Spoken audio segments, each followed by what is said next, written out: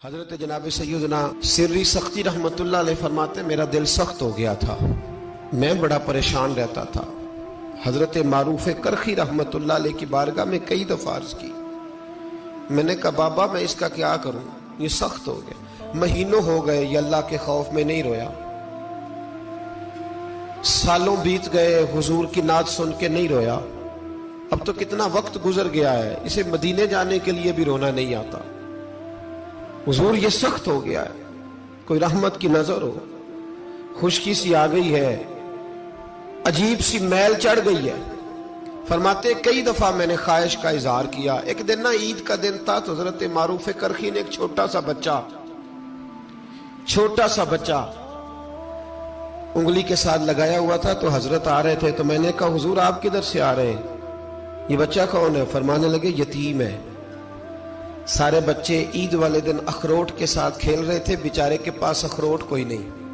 تو حضور آپ کیا کریں گے؟ تو حضرت معروف کرخی کہنے لگے پیسے تو میرے پاس بھی کوئی نہیں اخروٹ خرید کے دینے کے، میں یہاں سے کھجوروں کی گٹھلیاں چنوں گا، وہ گٹھلیاں بازار میں بک جاتی ہیں، میں یہ گلیوں سے گٹھلیاں چنوں گا اور چن کے میں نے کہیں بیچوں گا، اور جب میں انہیں بیچوں گا تو پھر یتیم کے لیے 2-4 اخروٹ خریدنے کے قابل ہوں گا، پھر میں اسے اخروٹ خرید کے دوں گا۔ پتہ نہیں کہاں کی بات سنا رہا ہوں میں آپ کو، اور پتہ نہیں کہاں کا ذکر کر رہے ہیں بابا جی۔ بچہ یتیم ہے، بچے اخروٹ سے کھیل رہے تھے، اس کے پاس اخروٹ کوئی نہیں۔ بابا آج کا پیر تو معرفت کی بات کرتا ہے، تو یتیم کے لیے گٹھلیاں چننے چلا ہے۔ آج کا پیر تو کہتا ہے میں اسی والے کمرے میں بیٹھ کے تمہیں بڑا عرش کے اعلیٰ کی بات بتاؤں گا، یتیم کے لیے گٹھلیاں چننا، مدرسے کے طلباء کی نوکری کرنا، یتیموں کا، غریبوں کا، ان مجبوروں کا خیال کرنا، یہ تو رواج ہی نہیں ہے آج کا۔ بابا تو کیا کہانی سنا رہا ہے؟ تو حضرت معروف کرخی کہنے لگے گٹھلیاں چنوں گا، پھر انہیں بیچوں گا، پھر جب کچھ پیسے ملیں گے نا تو میں اسے اخروٹ خرید کے دوں گا، اور فرمانے لگے جب یہ اخروٹ سے کھیل کر ہنسے گا نا تو اللہ میرے دل کو سکون عطا فرمائے گا۔ میں گٹھلیاں چننے جا رہا ہوں، میں مزدوری کرنے، تیری تلاش میں پھرا میں جنگل، پہاڑ اور دشت میں۔ تو حضرت سری سختی فرماتے ہیں میرے گھر میں پیسے تھے، میں نے کہا حضور اگر یہ نوکری مجھے مل جائے تو میں غلام جو ہوا، اگر مجھے دے دے یہ نوکری تو میں نہ کر لوں؟ فرمانے لگے تو کر لے۔ فرماتے میں اس یتیم کو پہلے گھر لے گیا، وہاں سے میں نے پیسے لیے، پھر بازار لے گیا، کپڑے خریدے، اس کے لیے ٹوپی خریدی، پھر میں نے اسے 2 کھجوریں کھلائیں، پھر اخروٹ خرید کے دیے۔ حضرت سیدنا معروف کرخی کہتے ہیں اس کو میں نے چیزیں دے کے نا، وہ بچہ تھا، بچے ہی ہوتے ہیں،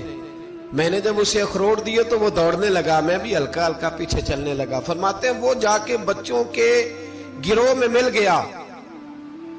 وہاں درجنوں 20 بچے کھیل رہے تھے، وہ مل گیا، وہ کھیلتا رہا۔ آپ فرماتے ہیں لوگوں اس دن میرے رب نے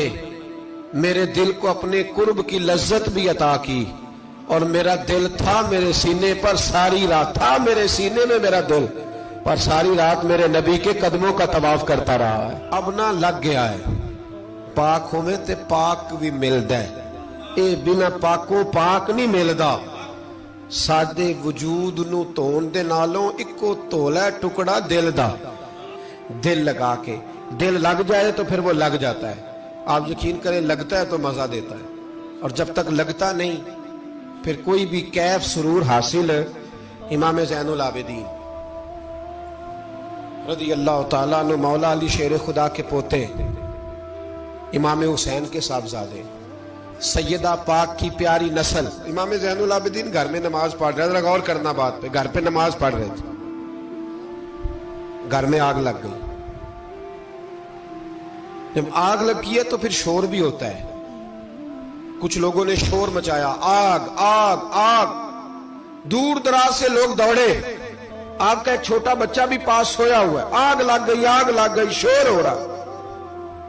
دور دراز سے لوگ پانی لے کے دوڑ رہے ہیں، آگ بجھائی جا رہی، امام صاحب نماز پڑھ رہے ہیں۔ حکم ہے کہ ایسی ایمرجنسی دیکھو تو نماز توڑ دو، پر اس کے لیے جو دیکھے ہی نہ، جسے سوجے ہی نہ ہو کیا رہا۔ امام زین العابدین پڑھتے رہے، نماز مکمل ہوئی تو آپ کی زوجہ کہنے لگی اللہ آپ پہ رحم کرے، گھر میں آگ لگ گئی تھی، سارا محلہ، سارا گاؤں، سارا شہر ٹوٹ پڑا، بچہ سویا ہوا تھا، آپ نے توجہ ہی نہیں کی۔ تو آپ فرمانے لگے ہلکی سی بن بناہٹ ہوئی تھی میرے کانوں میں، پر میں اللہ کی نماز پڑھ رہا تھا، پر میں اپنے رب کی، میں اس کی نماز پڑھ رہا تھا، تیرے عشق کی انتہا چاہتا، تیرے عشق کی انتہا چاہتا، تیرے عشق کی انتہا چاہتا، میری سادگی دیکھ کیا چاہتا ہوں، ذرا سا تو دل ہے مگر شوخ اتنا، وہی لن ترانی سنا چاہتا ہوں، مجھے کیا خبر ادھر کیا ہو رہا، ادھر میں تو اس کے ساتھ میرا تعلق تھا، میں تو اللہ کی بارگاہ میں حاضر تھا، مجھے کیا پتا۔ بی بی کہنے لگی آگ لگ گئی تھی، تو فرمانے لگے بھلی مانس چپ کر، تم دنیا کی آگ بجھا رہے تھے، میں جہنم کی آگ بجھا رہا تھا، تم لوگ اپنے شور میں تھے تو میں اپنے ذائقے میں۔ الذین ہم فی صلاتہم خاشعون، فرمایا یہ لوگ اپنی نمازوں میں عاجزی کر، دل لگا کے کرتے ہیں جو کرتے ہیں۔ وہ بڑی خوبصورت مثال ہے، حضرت رومی نے لکھی ہے، بڑی مشہور بھی ہے۔ ایک نمازی نماز پڑھ رہا تھا، میری طرح کا نمازی، مجنو اس کے آگے سے گزر گیا، لیلا کے گھر جا رہا، تو نمازی اتحیات پہ تھا، اتنی دیر میں اس نے بھی نماز مکمل کر لی، تو پیچھے سے جا کے مجنو کا گریبان تھاما، کہنے لگا شرم نہیں آتی تجھے، مسئلے کا نہیں پتا، نمازی کے آگے سے نہیں گزرنا چاہیے؟